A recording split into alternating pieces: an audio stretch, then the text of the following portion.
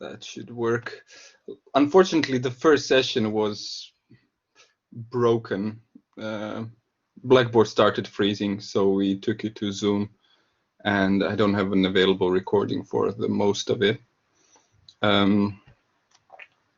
Essentially, we went into the basic use of VCV Rack. I talked a bit about the whole framework. Obviously, for people catching up who've just arrived, I'll try to make sure that this is kind of doable for you as well. Inevitably, there is a disbalance in terms of, just closing my stuff here. There is some inevitable disbalance in terms of, knowledge that you might have already, because some of you are music tech, some of you are from other courses. But VCV Rack is a nicely experimental platform that should allow you to have fun anyway. So in the first class, what we've done is we have created this patch that you can see right here. So I'll just briefly go through this so you understand what's going on. I mean, first of all, for the newcomers, VCV Rack is all about placing different modules that are responsible for different synthesis tasks in your virtual rack, which is what you're seeing right here, and then connecting them with these cables, and thereby they will, well, I shouldn't say communicate, they will actually send voltages through. And a voltage could be an audio signal if it's a very fast fluctuation, or it could be a control signal if it's a slow one, but they are actually interchangeable. So the main module, the crucial module here is this audio 8 module, which is our output module. So we have to send signal to that if you want to hear it. And then we have crucially dealt with the scope, which allows us to view the signals. So in this case, I'm viewing the first signal is the blue line, which is coming from this LFO, and the green signal is the red line here coming from this ADSR. So essentially what you're viewing here is the ADSR envelope. If I increase the frequency, maybe it will be slightly more apparent what's going on there. I have the time correction here, so I could work with that. In any case, we kind of went through, first of all, these two modules, which are very helpful to see what's going on, which is crucial. And here the audio, and then we looked at basic stuff like oscillators. So we have voltage control oscillators here, which produce certain waveforms at certain frequencies. We have low frequency oscillators, which are much slower, typically used for control signals, stuff that allows you to automatically change parameters. We've looked at a filter. We've looked at VCAs, which are essentially multipliers. They allow you to change the amplitude of a signal to another signal, and by hand as well. This is another low-frequency oscillator, and an ADSR, which is a kind of an envelope signal, which is a one-off, one-shot signal. So essentially what we had here is that this section was our essentially trigger for the envelope, which is what you see here. So every now and then we get a trigger. You can actually trace that with these little colorful dots as well, that this square wave coming out of this LFO is positive and then negative at a fairly slow rate. So we can see it go up and down. And that's what you see here as well, the blue line going up and down. That's your LFO signal here, the square wave. And then sending that square wave to our envelope gives us a slightly more detailed signal. So you actually see the attack portion here. So we actually overshoot this sustain level by a little bit, and we come back to it. And then it actually stays at that level until the square wave is positive. Now the square wave has a property called pulse width, which makes the pulse shorter, but the frequency is unchanged. And this allows you to actually see this lovely little ADSR shape. So once we're at the release stage, this release stage will hold until this square wave is positive. Trying to extend it a bit there. See, so it holds at that level. This is my sustain level. So I can change it with this dial. You see it going up now, you see it going down right now. So that's my sustain level. And then I have a release portion. So when the square wave drops, then the release portion kicks in and it drops the envelope signal neatly down to 0. So this is a typical ADSR envelope, which is often used to produce a envelope for the amplitude, making it a percussive sound. So whatever comes in this VCA, which is our voltage control amplifier, it will take the input signal, whatever we make it essentially, and then change the amplitude of it. So it is a bit like having a slider on your mixing desk and kind of pushing it up and down very quickly back again. So that's what's happening automatically here. So we should be able to hear some of that if I plug it into the inputs of my audio device. So hopefully you hear a bit of clicking there. I will increase the duration of this.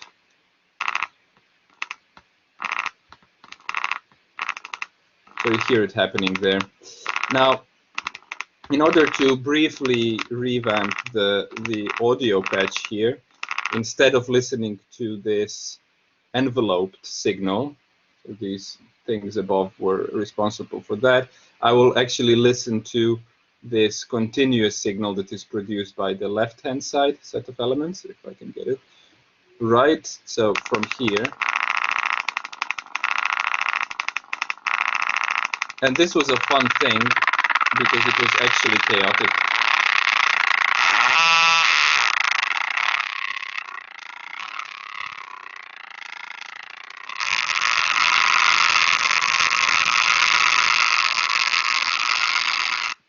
So what I've done there is I've thrown you into the depth of the most exciting stuff as far as I'm concerned. It's where unpredictable, weird things happen and so forth. So I'll put that aside, that kind of feedback-based operation, and we'll propose that we go into synthesizing percussive sounds. Okay, so maybe kick, snare, and hi-hat will be just about the amount we can cover. But what I'll also do is I'll try to give you 5-minute blocks of time to actually work on basic tasks. Just because, you know, too much observing stuff and me playing with this might be fun, but it won't really put you on the right track in terms of developing your understanding and kind of exploring it all yourself. This week we will still work with the built-in modules.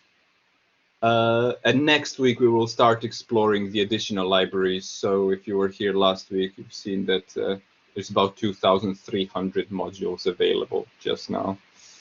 And it's rapidly increasing. The platform is gaining huge momentum, which is amazing. It's probably one of the most creative, interesting digital platforms for making music, electronic music. Okay, if you have questions, please interrupt, please switch on your microphones. If you have issues, you can try to type it up and I can try to figure out what's going on, but we are all made to be moderators for the reason that everyone can share their screen.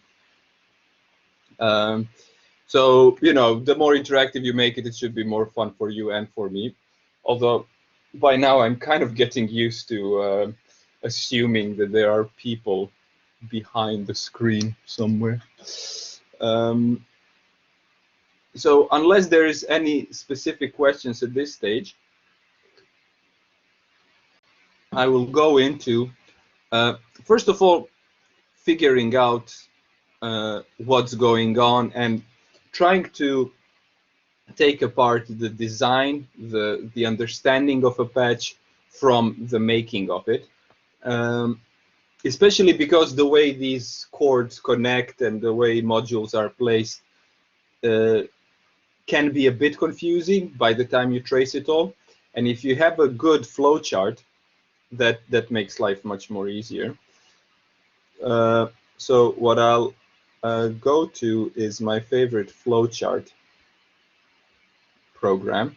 I believe at UE you're supposed to have a license of this as well, OmniGraffle, which will allow me to kind of talk about things in general, such that they're not necessarily VCV Rack specific, but they improve your general understanding of synthesis, and it will allow me also to be quite specific about a task and allow you to kind of have an easy way into getting to patch your own.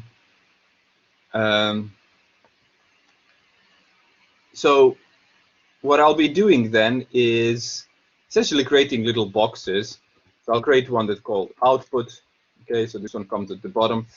What we tend to do is create a top-down kind of arrangement of things, which makes it easy to read. Typically, there's, you know, as they grow, if we were to do left to right, they will grow in a funny way. So you could do left to right.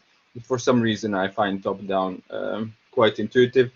Potentially also because in Max MSP, which is a similar platform, but slightly less playful and slightly less varied in terms of the available stuff, it also does top-down. So we'll do top-down stuff. So let's get going quickly. So I'll be using the terminology which belongs to the analog world. So VCO stands for voltage controlled oscillator, our basic sound processing unit. So let's do a very simple patch to start with, which is essentially an oscillator. And I could specify which waveform, which I will do in a second. Goes to a VCF, which is a filter. Let me find my arrow here. I like to use arrows to be specific enough, or sufficiently specific. And I could start also specifying little details here, which are sometimes useful, sometimes unnecessary, but we will try to make this quite transparent. So let's use a square wave. Okay, so if I put a square title right here, then that labels the output. As you have seen, VCO has multiple outputs. These built-in modules have a lovely way of distinguishing between outputs and inputs. So the outputs will have this black bit around the actual patching point, and the inputs won't have the black thing. So see here you can also see that these are 8 outputs, in the sense that they are inputs for the module, so you can send stuff in, but they will go out your sound card or speakers or headphones. And we can also take audio from sound cards and other audio devices. This is by default 8 channels in and out, but there are larger ones as well. Okay, so let's see you guys do this. If this is something very trivial for you and you're done within a minute, then I will invite you to stick an envelope on top already or do something fun, because I would like to give a bit of time for everyone to catch up and kind of get going. And here I will also specify the output. So the output will be a low pass filter output. Okay, and I will also specify the input here, which will be the input, just to avoid confusion, because VCF will have multiple inputs. Okay, so I'll shut up for about 5 minutes, unless there are questions already, and then I'll talk you quickly through this basic patch. If you are totally new, you probably have a kind of a ready-made patch appearing as soon as you start the thing. So what you can do is you can click on these modules, backspace them, which erases them. I will leave the scope, and the audio output scope will be useful to verify what's going on. And then if you control-click in an empty field, Then you get your set of modules that are available. Likely you will have only the VCV modules if you haven't installed further things. So here is a VCO, and here is a VCF. So see if you can patch this up according to this scheme. Briefly check if there's anything. Okay, looks like you're all set. So let's see you have some fun.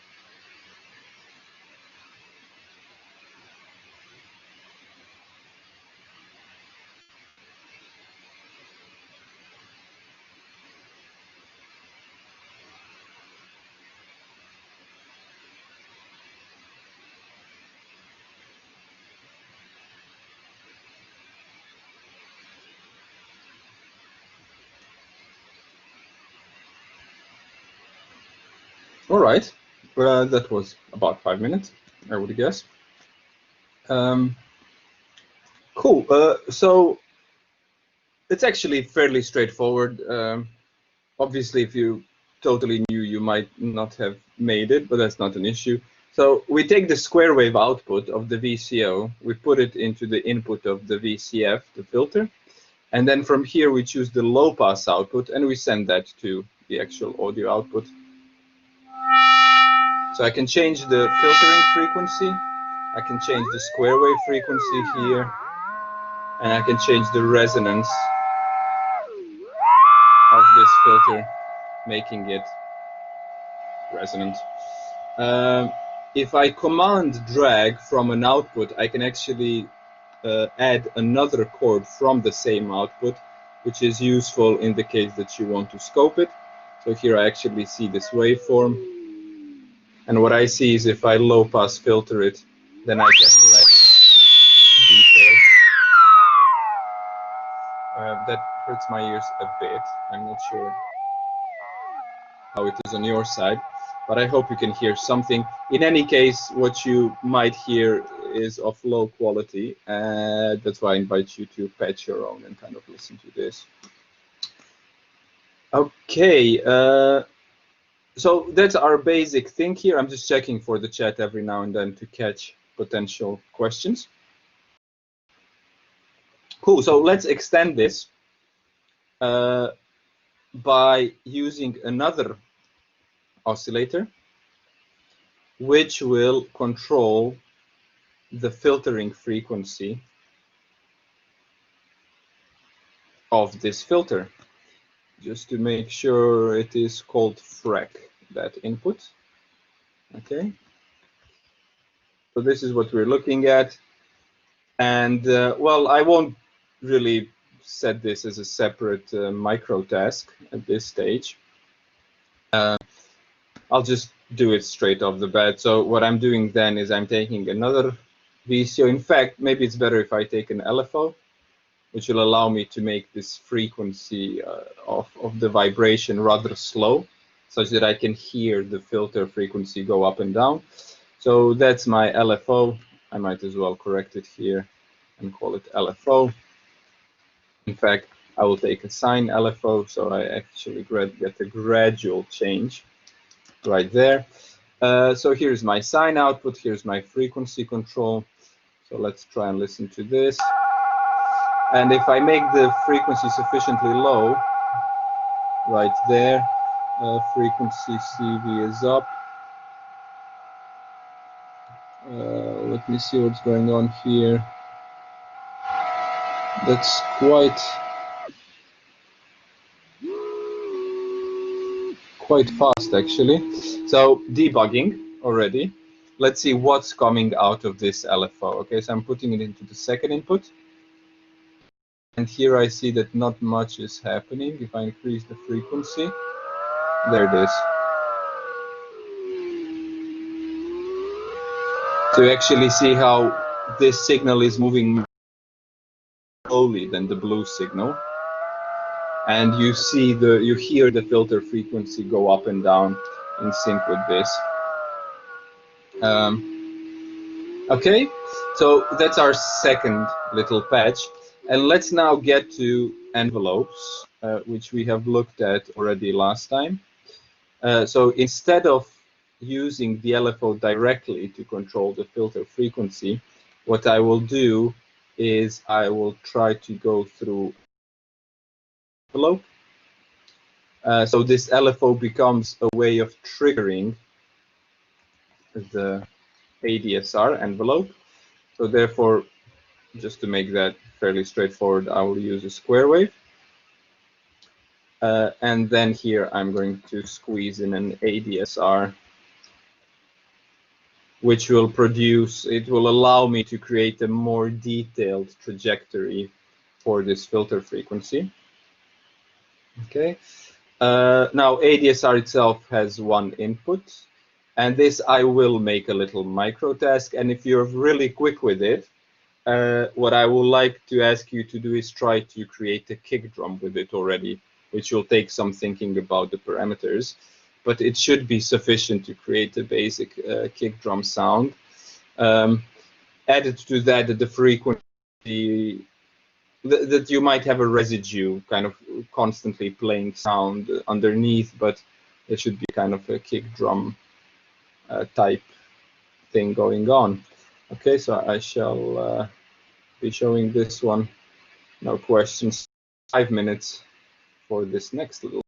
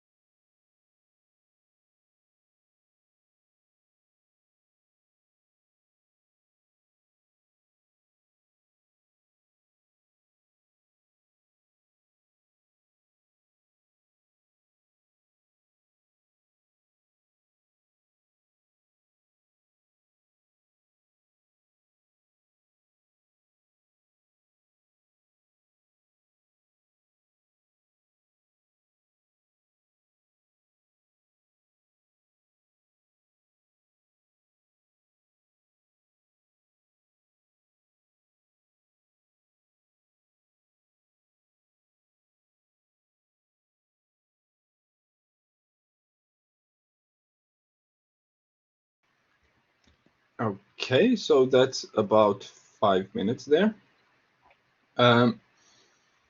So let's look at this solution. Let me display my smiley face as well. Hello. So what we were after then is an ADSR. Here it is. And then I didn't quite specify the input. You might have tried both or all of these inputs. By the way, these inputs will allow you to control these parameters automatically. So typically a square wave is good for triggering an ADSR. And then you kind of see it go up and down, on and off, essentially. I'll speed that up a bit. And then on the output of it, I should get a signal, which I can use for the frequency control of the filter. So at this stage, I'm still getting it to kind of go up and down. It's not quite a bass drum yet. So what I'll do then is I'll try to make it shorter by decreasing the pulse width of the square wave.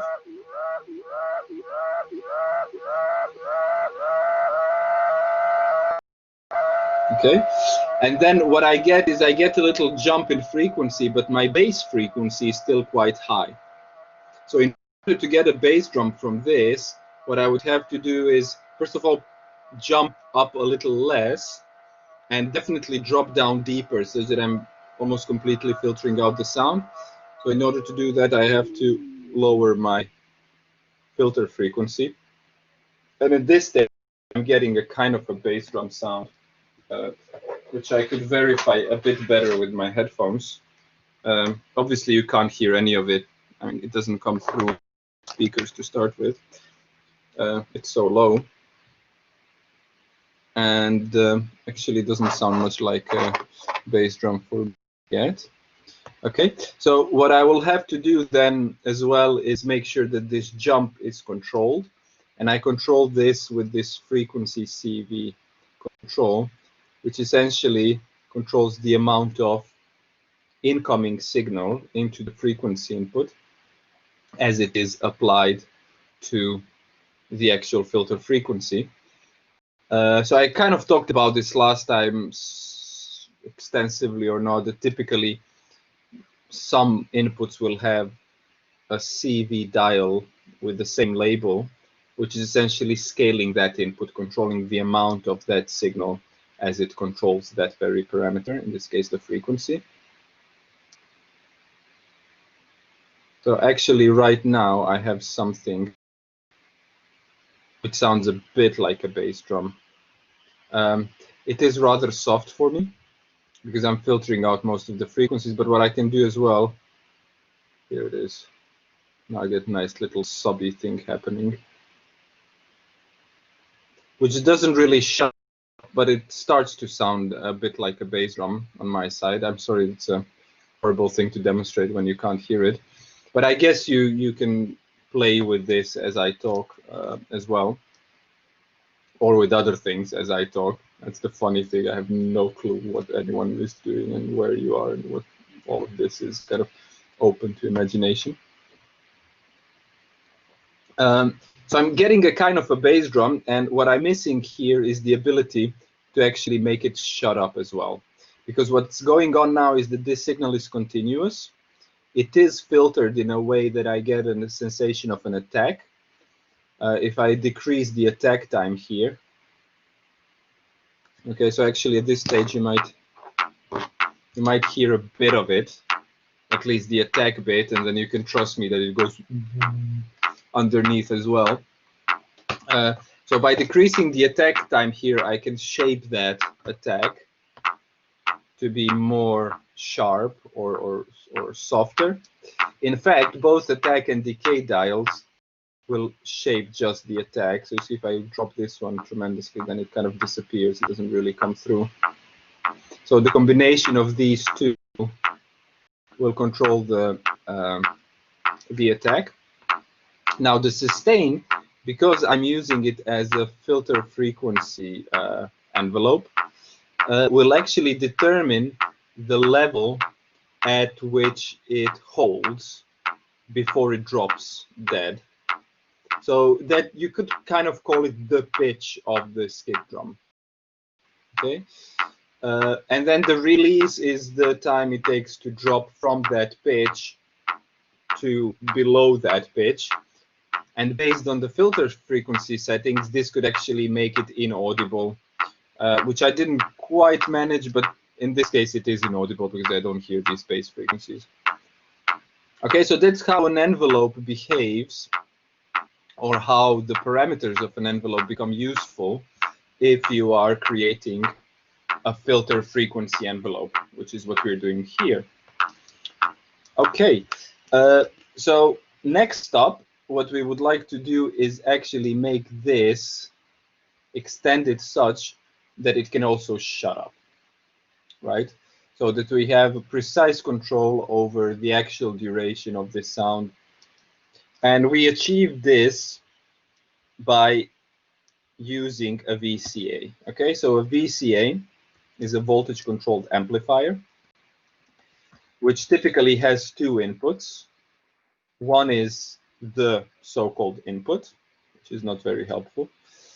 I can probably call it the audio input, although in modular synthesis, audio and control signals are interchangeable. So even that is not too helpful, but there you go. So if I go into this amplifier, then the amplifier, as you might have guessed, will allow me to attenuate it, to drop the gain.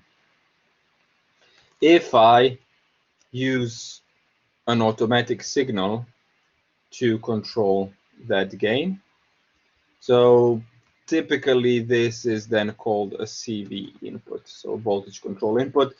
I mean, almost every input is kind of voltage control input. I mean, even the audio input in a sense. And typically when a device has a single purpose and doesn't have multiple parameters, the CV is a sufficient label to note that this will control the parameter. As soon as you have two parameters, then you get multiple inputs. So here in practice, what you see then is that, for example, the voltage controlled filter has a frequency CV input, the resonance CV input, and the drive CV input. And it has an audio input, right? So all of these can be modulated by external signals. And therefore, they're labeled differently. Whereas if I take a little VCA, which is this device here, then you just label it CV, or they just label it CV. That's what you see here. Okay, so here is the audio signal input, and here will come the output. So I will make this a micro task to connect it up according to this scheme as soon as I finish it. So what are we looking at then? Let's use another ADSR. In practice, we could save one. I mean, if you actually worked with proper modules, analog stuff, another ADSR would cost you at least 80 quid. So you might not have another one, so you'd probably be saving them. We have many as our CPU can take, and by the way, it won't be able to take too many. It's fairly CPU intensive. And then what I can do, I could actually use another triggering LFO for this ADSR, but then I run the risk of these two envelopes not being a sync. So you know, the amplitude envelope won't be in time with filter envelope, which could be interesting in an experimental situation. If you're done with this and it's a bit slow for you, you can experiment with this. But the basic scheme here that will allow us to create a better kick drum will look like this. So we use the same LFO to trigger two envelopes. One envelope controls the filter, the other envelope controls the VCA, and that's that. So 5 minutes starting now.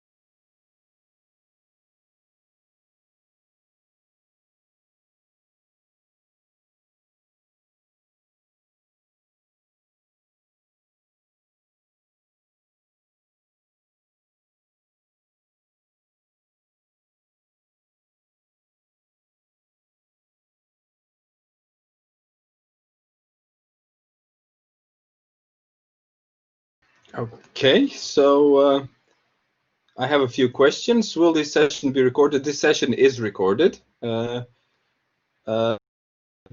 if you can watch the first one. Lewis, I hope it's available. I have no library, unfortunately. This is beyond me. If you see the link, you can watch probably about the first 20 minutes. Of course, it's okay. You can dip in and out as you like. And as I said, I have no clue where do they put these recordings. I don't have the same view of the Center for Music website, so please mail Sabana. The link is just, her email is just up there. Okay, so let's look at this patch.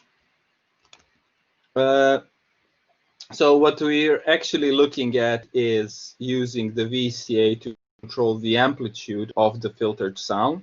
So the audio chain, which is something you can observe here, is this bit. So from the oscillator into the filter, into the VCA and out. So this is my audio chain. This is actually my control chain. So this is where the signal is created to control the frequency of the filter, and this is where the signal is created for the amplitude, for the gain in the VCA. Okay, so the audio chain then, oscillator to the filter. From the filter, currently it goes to the oscilloscope. I'm going to remove that. It wasn't going to the output because I wasn't wanting to listen to it. So right now, from a low-pass filter output, I will go into the input of the VCA. And from VCA, I will go to my audio output. So actually right now, the amplitude is not being modulated. I can change it by hand. But in order to make it change automatically, I will have to produce a signal to do that into this CV input. And then, as proposed, we shall use an ADSR to create an envelope, which will control the VCA right there. Currently, output here is 0, so it actually drops the signal, it mutes it. And then we've agreed, let's put it like that, that this one triggering LFO should trigger both envelopes. And you see it's actually going up here, because that will allow us to have the two control signals in sync. So you see the amplitude here is quite low. Let's try to fix that with these parameters. Can have a longer sustain.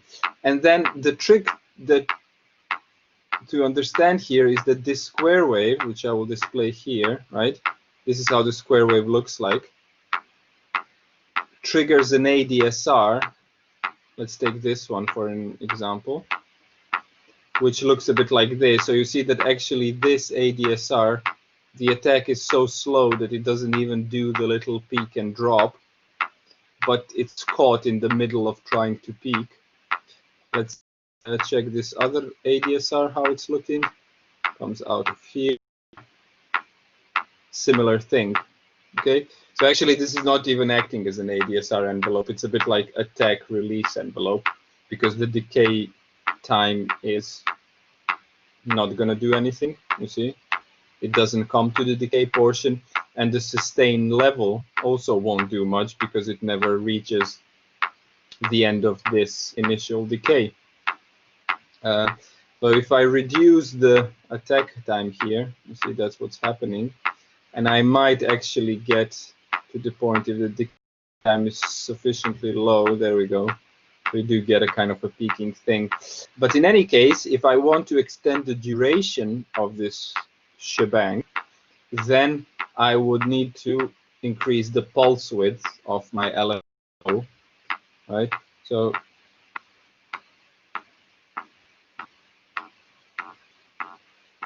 I'm not sure how much of this you can hear, but it's definitely sounding as a longer bass drum, and it can actually take the whole duration as well.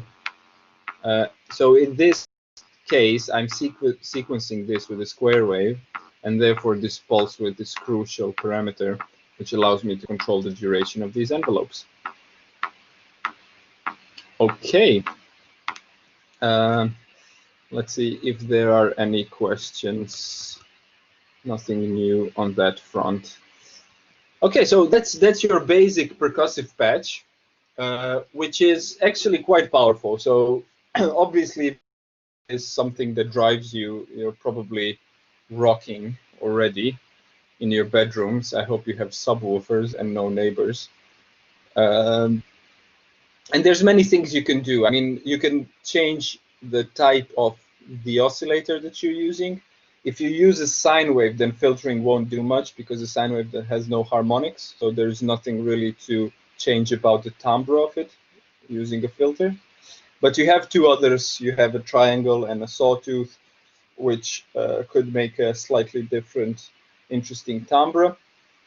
You have many ADSR parameters, so 4 each. Obviously, the LFO here is our very simple sequencer, so it has everything to do with the tempo and the duration of these control signals. With VCF, well, there's plenty more that you can explore.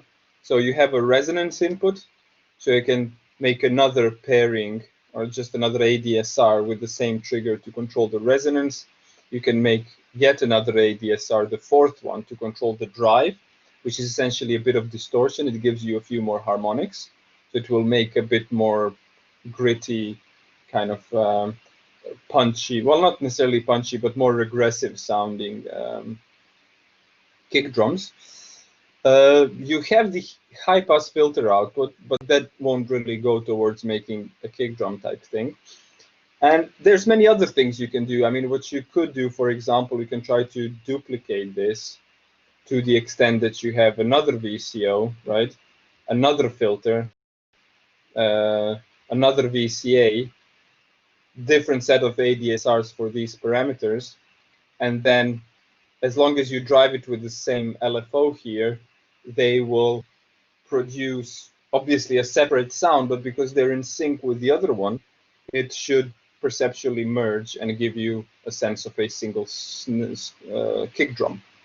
Okay, so that's definitely an option. And then you can actually use the high pass filter output of this one, because once you have the bottom of it, then you could try to shape something in the mid frequencies, or maybe a kind of a clicky attack right there.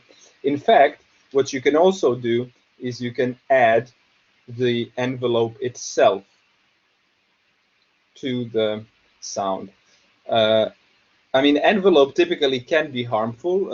I've done a bit of warning last time, so if you weren't there, it's probably best if I redo that bit. Watch out. Okay, so we are dealing with audio at a low level. Unpredicted things can happen. You can mess things up, accidentally patch something where it's not supposed to go, and produce a signal that can damage ears, damage audio equipment. So the best thing to do is work on low levels while you're patching. And then once you're kind of done patching, and you would like to play with the parameters and hear it a little bit better, you can push the volume. But as soon as you're trying to remake a patch, add a few new modules, remove modules, I'd suggest please lower the volume. Obviously you want to hear what's going on, but just be aware that it can damage. It can cause damage, and especially avoid earbuds. I mean, avoid them if you're listening when you're listening to music as well. These things actually can be damaging if you listen sustained, loud music on those. Preferably, over-ear headphones, stuff like this. Okay, so I'm just highlighting ways to experiment further. And I think I've said a few worthwhile things. Let's look at the available modules and see what could be of additional use. So first of all, the mixer will become useful if you have multiple sources mixed together. So the kind of scenario that I went into here in terms of another synthesis chain with the same sequencing source, then you would end up, with two signals needing to go to a single output. So that's when you call a mixer for the job. And this is a mixer that has 4 inputs. And actually, this is a useful thing as well, because each of these inputs has its own CV control. So you can actually omit using multiple VCAs. So here, every channel has its own VCA, so you can control the amplitude externally, which is useful. You can tab them separately, the 4 inputs. You can adjust the volume manually. And you can also tap the mix, which is probably what you're after if you're using a mixer to start with. And you have a kind of an overall level control, manual and automatic in the kind of CV. So mixer is fairly useful. Let's see further. Mutes, pulses, not horribly exciting for this bit here. MIDI, audio, random noise. So we'll get to noise in a second. Maybe random is a useful thing to think about. So we have here an LFO, which is currently used just to trigger, just as a sequencer, really. And typically, LFOs are also used to modulate parameters, which means that they drift up and down or go sufficiently fast for this not to be audible, but to create a timbre change. But what we can also do is we can randomize parameters as they go. So typically, one of the interesting things in modular synthesis is that you can produce a patch that kind of goes on and it never really repeats itself. It has an internal structure in terms of the variation it produces, and it goes on producing variations, and it kind of sets out on its own path. So part of the techniques that allow you to do this have to do with random modulation or noise modulation, because noise is actually a random signal. So just as a matter of demo, I mean, this kind of sounded like something kicky. So what I can do here is I can see this is actually displaying the randomization in a way. So I have a gate, sorry, a rate, which will change speed at which new random values are happening. It can be quite fast, it can be quite slow. And then I have the option to get a stepwise signal, a linear interpolation, exponential signal, and smoothed signal. So I'll just take a smoothed random signal. In fact, maybe the best thing to explore this is to just look at how this appears to be. This is my random signal. I mean, it might look like it's in sync with this, but it's not. Although I could make it run in sync. If I run the square wave into the trigger here, which is this one, then you see it's jumping for every new value there, especially if I set it to unipolar. That should work, trigger there. Looks like it's working, although I seem to discover some anomalies here. But it actually has to do with the fact that I am making it smoother. So if I reduce the smoothing, I should get these kind of quick drops. If I increase the smoothing, then it should kind of curve away. So what I can do now is I can use this signal to, for example, control the resonance of the filter. And resonance, well, it's fairly high up. I kind of hear a bit of difference. Let's try the drive.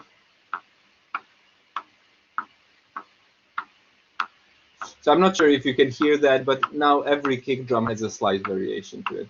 Okay, so that's a kind of a random modulation technique that might be interesting. Okay, so let's get on with the other two percussive sound that I plan to cover today, starting with the snare drum. Okay, so this will become a 5, maybe 10 minutes task, because it might be slightly more challenging, but actually The only thing we need to do to make this a snare drum sound, aside of changing a few parameters, is to change the sound source.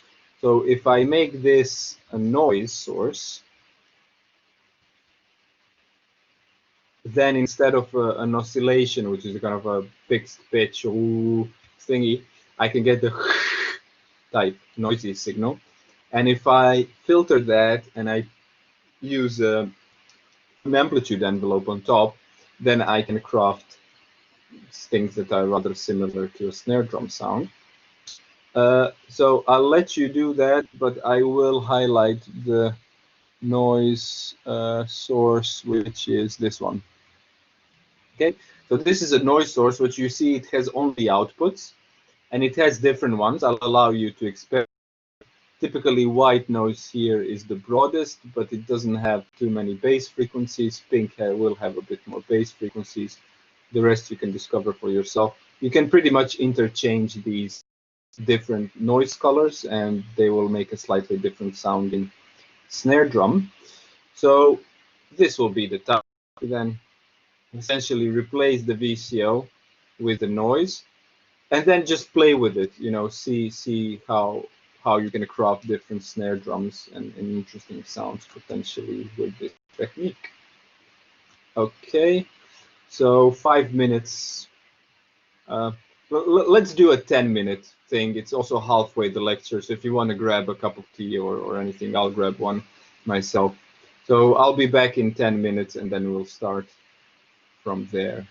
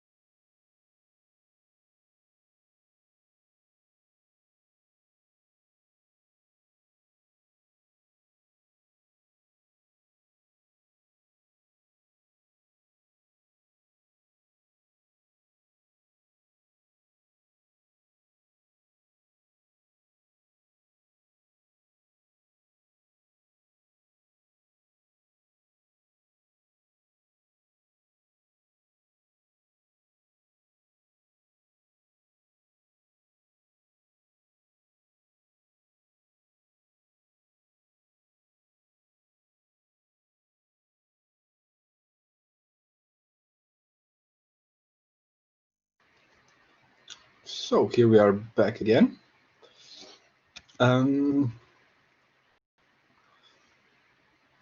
Any issues, questions? Shall I just get on with it? It's just a small question, but I can still hear a sound when I haven't got an input signal into the VCF. You want to share? It definitely, yeah. Let's do that. Okay, cool. Okay.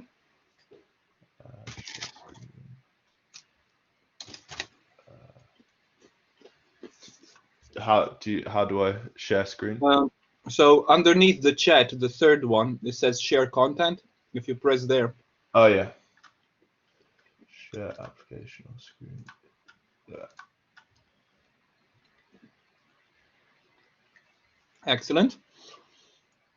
Okay, so let me. Yeah.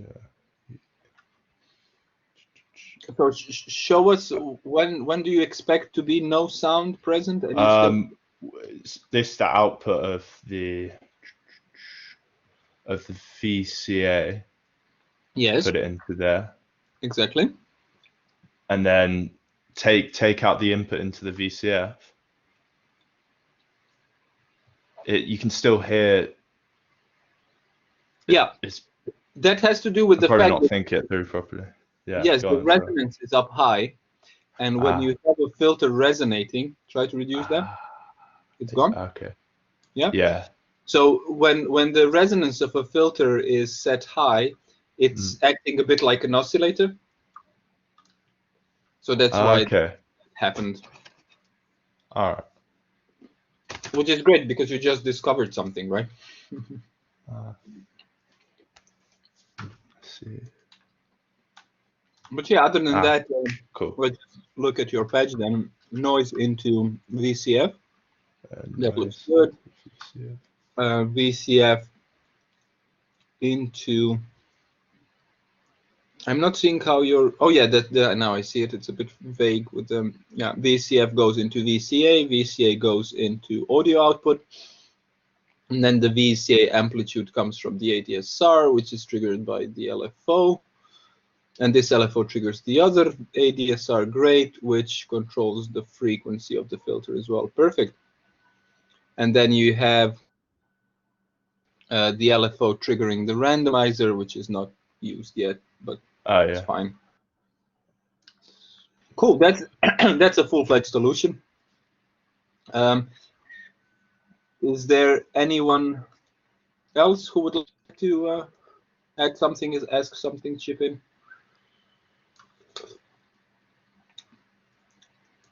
Okay, so let's then go to a situation where we're trying to synthesize a hi-hat. I mean, in designing the parameters here. By the way, Harry, could you stop sharing and then I can share my own? Thanks. So in setting the parameter for this, you have probably come to certain settings which sounded more like a hi-hat. So let me talk you through some strategies for creating hi-hat type sounds. So this patch already could do it for us. One of the things that could make it more hi-hatty is if you use a high-pass output here. So then you're removing the low frequency content and getting the high frequencies, which is more hi-hatty. The other thing which you might want to do is have the envelope inverted. Okay, so what we currently have is an envelope that runs up and then down.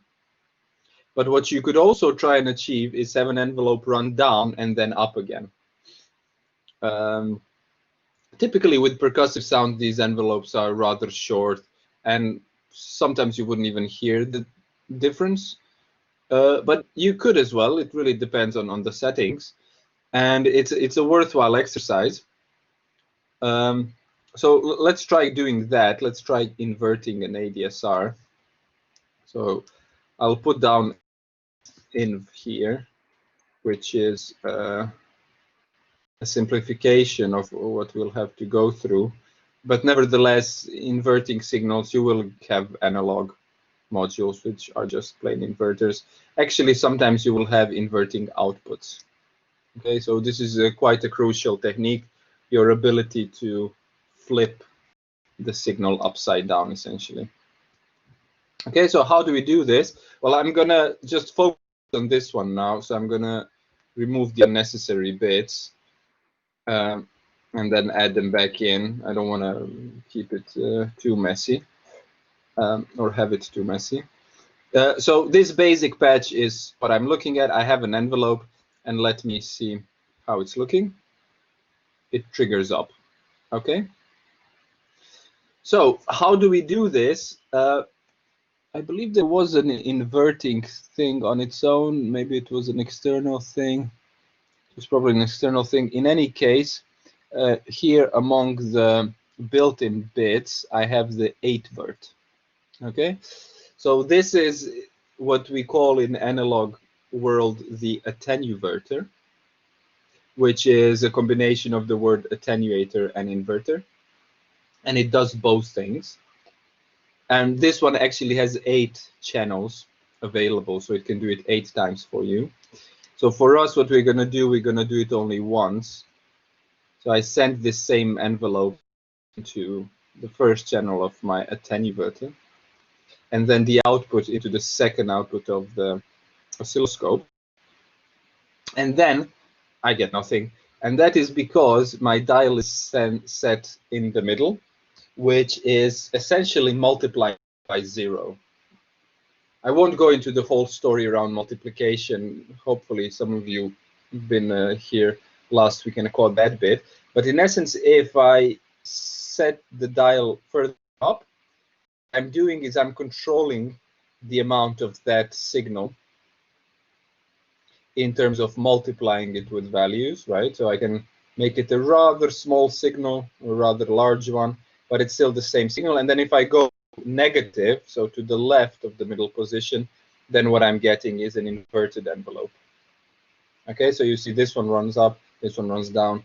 If I push the position up just to catch it better with the eye, I can actually see how they are inverted one against the other. And actually this kind of attenuversion, if I can call it that, is fairly useful. It's a way of, you know, seasoning your control signals. In terms of inverting your audio signal, it won't necessarily make an audible difference. It could do, but these are special cases. Technically, you would not, or practically, I should say, you are unlikely to hear any difference with attenuverting the audio signals. I mean, inverting the audio signals. Obviously, attenuverter controls the gain as well, so you would definitely hear that. Okay, so that's my inverted signal. So let's go back to this sketch then. So I'm inverting it here. So I'm kind of trying to expand this to make it a bit more hi-hatty. And I will actually take the liberty now to push it. Okay, so here is the output. We will use multiple things.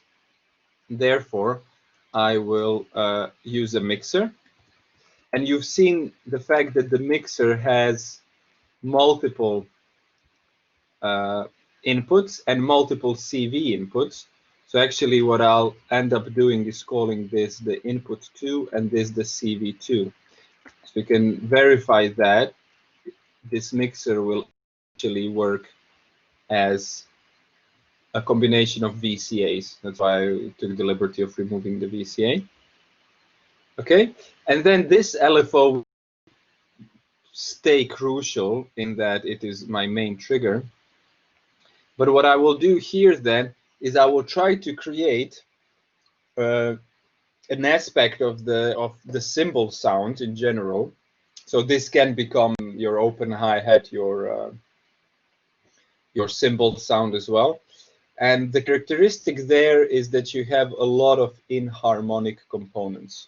Okay, so part of it is a lot of as well, but part of it is the fact that you have spectral peaks, which you can simulate using sine waves, but they should be kind of randomly spaced and very dense. Okay, so one way of achieving this is using FM. So we kind of talked briefly about FM last time. So in this environment, in order to produce an FM, what we do is we take two oscillators and stick one oscillator's output into another oscillator's input. Okay, so I will leave this without any further parameter adjustments.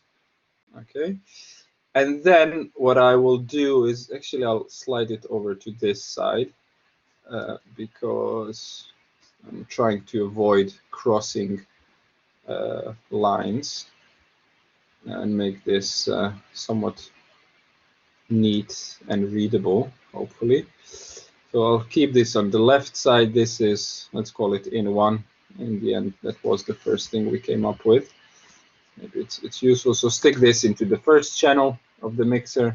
This will control the amplitude of the first channel. And then what I will do is I will produce another ADSR for my FM component. This will be my FM sound addition to it. And well, I won't further deal with it. This is complication enough. I'll just stick this VCO into input 2. Okay, and stick this ADSR into CV2. Okay, so this becomes another 5-minute task. Everyone is happy with that. I'll just double check the chat here. Nothing new in the chat, it seems. Okay, so here we go.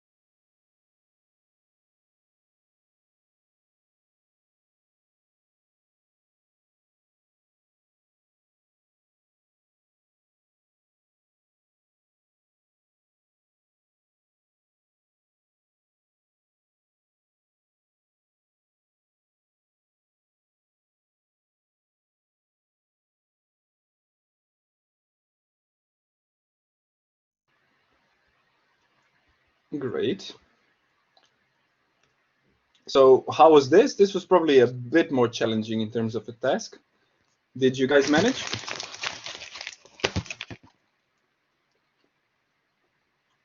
A bit of a sugar boost for me.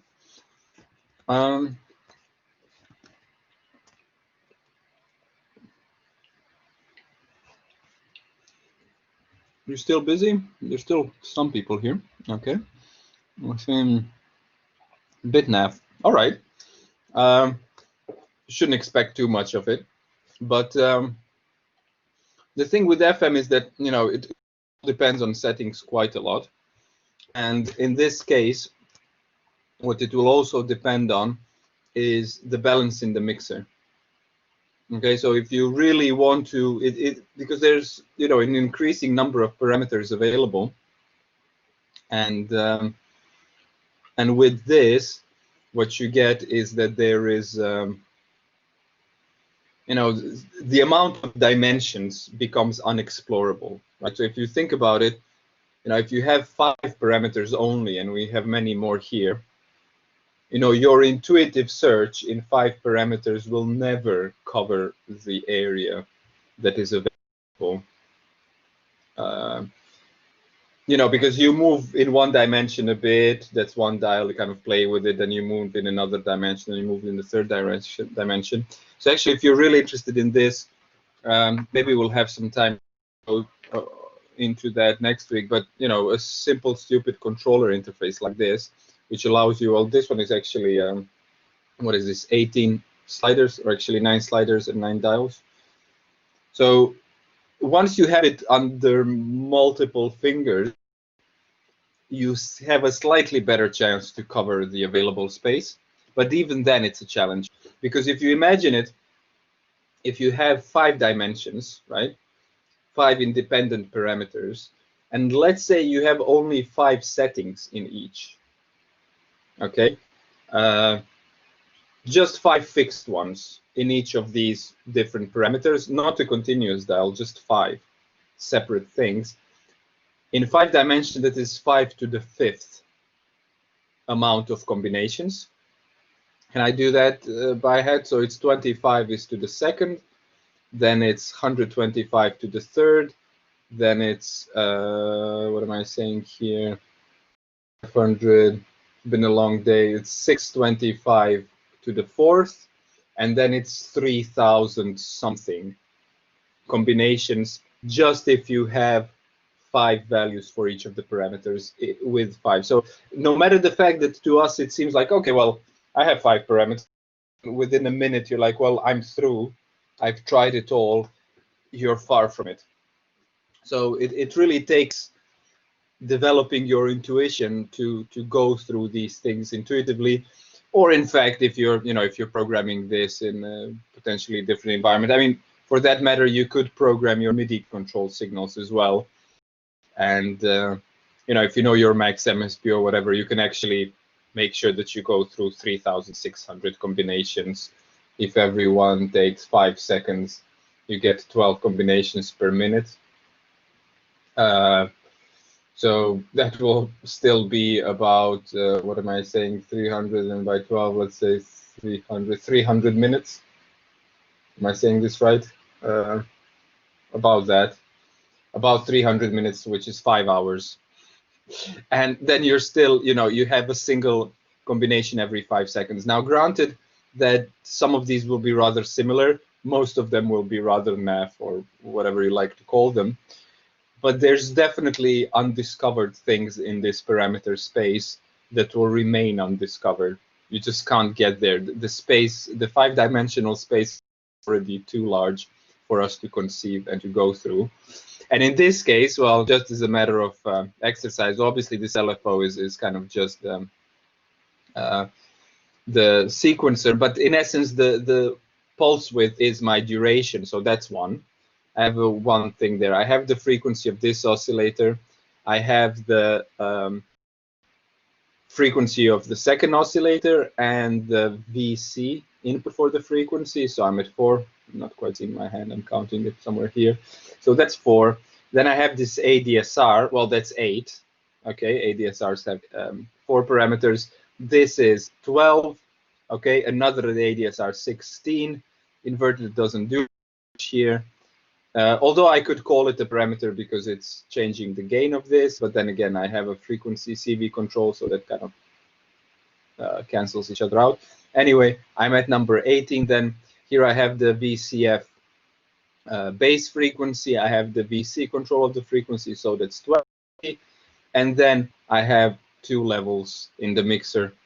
Let's call it 1 level because we're just interested in the ratio, really. The other one becomes, or in essence, you also have the absolute loudness, which is a kind of a non-parameter, you could say. So my calculation here is 21 parameters. 21 to the power of 21. You guys want to go there? I want to go there. I want to go into all possible odd places in this world, mostly, except if it's funny or painful. 21 to the power of 21 is 5 times 10 to the power of 27th. Okay, well, obviously, in this case, I've taken 21 points along each dimension. That's a bit of a stretch. Let's do 5 points for each parameter. But actually, you have 127 if it's a MIDI-based resolution. Let's just stick with 5. And even with 5, you get 10 to the power of 14. So that's 14 zeros number of combinations. And that's huge. That's the kind of space you can't really ever explore. You could calculate probably that it will take a few lifetimes, whatever. So just so you take some, you know, it's useful to have a humble approach. And I have to admit that I'm no good at a humble approach with audio synthesis because typically I wouldn't even bother with this. I'd be like, yeah, well, I know how an FM and a noise component sound like in combination when I'm trying to make a hi-hat, and I won't even go there. I want something which is mad or weird or advanced in a different way.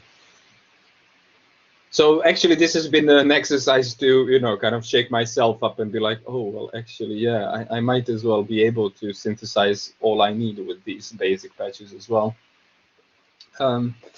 So yeah, exciting things, and definitely, you know, explorative. I don't know. What do you guys think? Let's go through a few more things and slowly wrap it up. Let me see. It's, no news in the chat. Okay, so let's talk briefly about additional bits that can be exciting in percussion synthesis. Okay, so one of the things that I've mentioned is that you can actually listen to your LFO. Okay, as a matter of precaution, if you really want to go crazy with synthesizing weird things, what you can make use of is 2 filters which are kind of set to filter out the inaudible stuff. Okay, when I perform with an actual modular synth on large speakers in venues and stuff, I typically, well, I at least have a high pass filter in there, because if I send a DC offset or some silly 2 Hertz signal through to the subs, you know, I might actually destroy the PA. And I had never destroyed subs. I did destroy tweeters. And I don't really have a spare filter in my modular set for a low pass as well. But you can make it a kind of a good practice to say, okay, I'm going to do a low pass filter at a very high frequency and a high pass filter at a very low frequency, just to contain the possible stupidity that might come out of an experimental situation. And in fact, what I can try to do here is scope that versus the actual ADSR output. So let's do this madness. I hope you guys are with me. Output ADSR, and then look at what comes out of here. Okay, so one thing missing is obviously a way to trigger this bad boy. So here we go, LFO, square wave into the gate, and there we go. Okay, so I'm gonna have to play a bit with this to get something visible, potentially. The thing that seems to happen is that I'm losing power here. don't seem to hear anything. I will use my headphones now. Who knows what happens? I haven't tried this with VCV Rack, in all honesty. I'm lucky enough to have the real things. So let's see what's happening here. I don't quite hear anything. Ah, there it goes. So I do hear a kind of a bassy click. And now if I increase the resonance, actually this patch can also create some kind of percussive thing. If I increase the resonance on these two, oh, it's a bit too high for this one. I can actually get, okay, some kind of an experimental click with something weird happening straight after.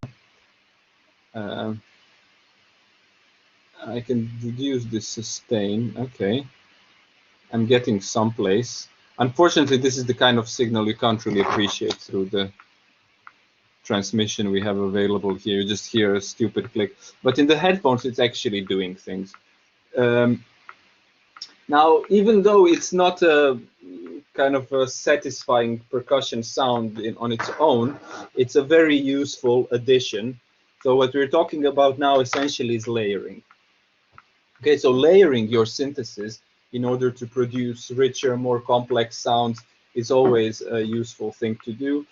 And typically, you know, having these clicks, these pops in the attack in sync with your envelopes, or in fact taking the very envelope that you're using and filtering that and adding it in as if it was an audio source, can do nice things.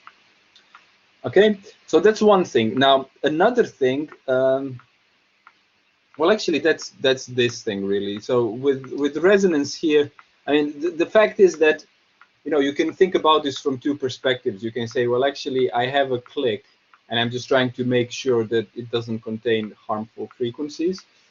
But you can call the same patch a different strategy, namely that you are pinging a filter. We sometimes use this term, although it's kind of, I think you're probably familiar with it from network pinging, when you check the duration that it takes for the computer to communicate to the server and back.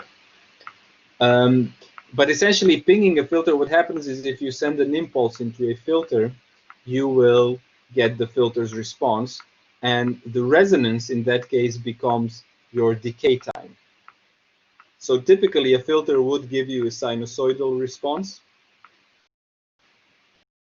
if you ping it with a click, with an impulse, and have some resonance set up to allow it to ring through.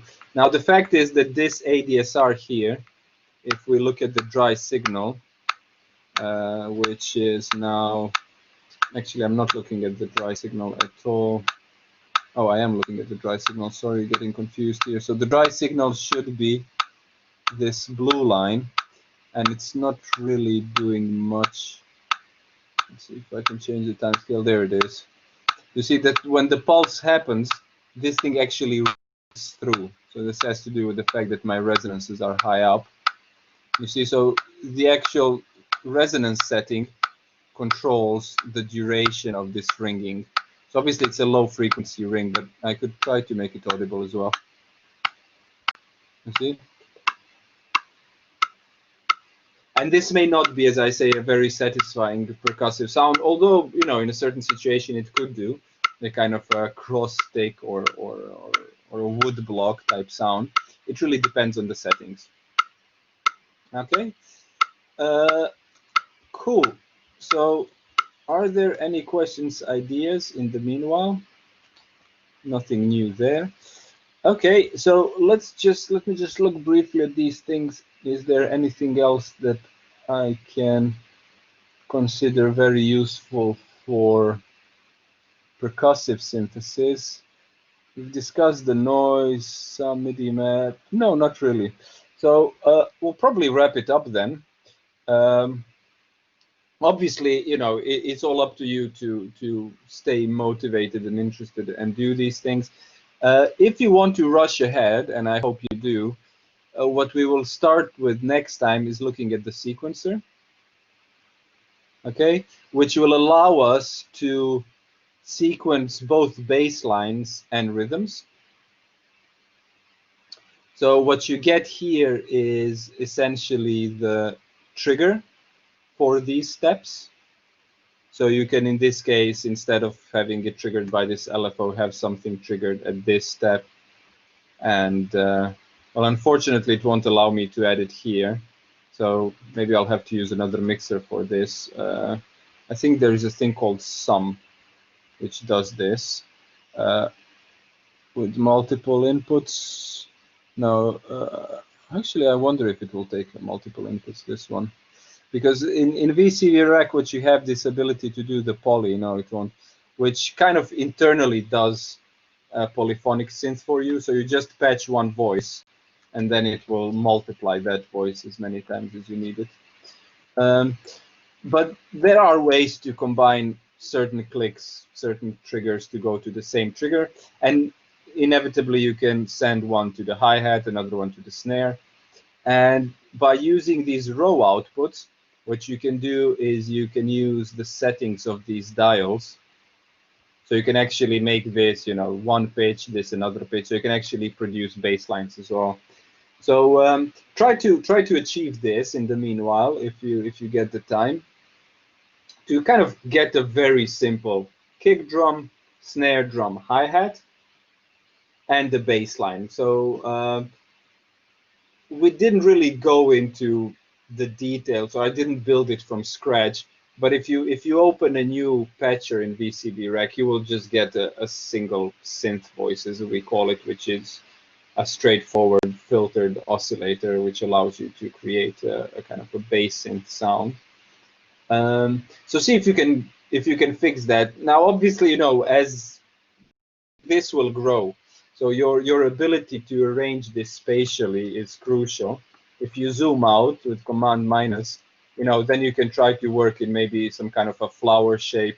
So here's my kick, here is my snare, here's my hi-hat, here's my synth, and then here is my whatever sequencer that drives it all. I mean, very soon things become rather messy. As I said, VCV Rack is something that is still being developed, and currently there's a million of new modules coming out daily almost. And I hope that the framework itself will further develop. Things have been announced for version 2 already, like the ability to just download a specific module, not the whole library of modules based on the maker. And I really hope, I haven't heard anything about it, they will actually start allowing you to encapsulate stuff. So you say, okay, these 5 modules, which make a snare sound, become one tiny module, and then I can double click it. I open it up as a separate track or something similar, just so you can get an overview. I've mentioned it last time on Facebook. You have a VCV Rack group, which is fairly active, and you have tons of enthusiastic people who build huge patches, you know, full-fledged tracks, just like that. And it's very inspiring, and a lot of creative stuff is happening. So it's really up to you to kind of go in there and do these things. So let's leave it there. Thank you guys for coming. I'm not sure if I'm going to build a full sequencer thing next week, because it takes a lot of time, and it's essentially just a reiteration of these techniques. But what I'll definitely start going into is folding, which is a kind of a modular specific technique, and probably think of a few more things that you don't really stumble upon very easily, or kind of a niche thing. This class was a bit more middle of the road, just because it's necessary to go through some basic things. In the first class, I've gone actually very deep into this feedback type, making something chaotic. So if you want another challenge for yourself, you can try to produce chaotic kicks and snares, things that actually have an internal feedback squeezed in somewhere that makes these things rather surprising in terms of how they sound or how they develop in time, how the variation happens. That would be a good challenge, I would say. And because this is a free form, open for all, whatever, slightly informal thing, I'm really happy to spend a lot of time with the patches that you develop in terms of analyzing them, figuring them out, giving you advice, and potentially discovering settings that you didn't come to because there is 10 to the power of 14 settings easily with 10 modules already. So yeah, that's that. Thanks, guys. Thanks, Harry. I'm happy you found it interesting. Again, I'm struggling a little bit because of the variety of backgrounds here. I hope that we still have some people who are not music techs as well. I'm not sure. Maybe Charles, maybe you're one of us. I really don't know. There's about 120 of us in total, so I can't even recall all the names. But thanks for being here, guys, and I hope to see you next week. Greetings and goodbye. Cheers, Diego. Good stuff, guys.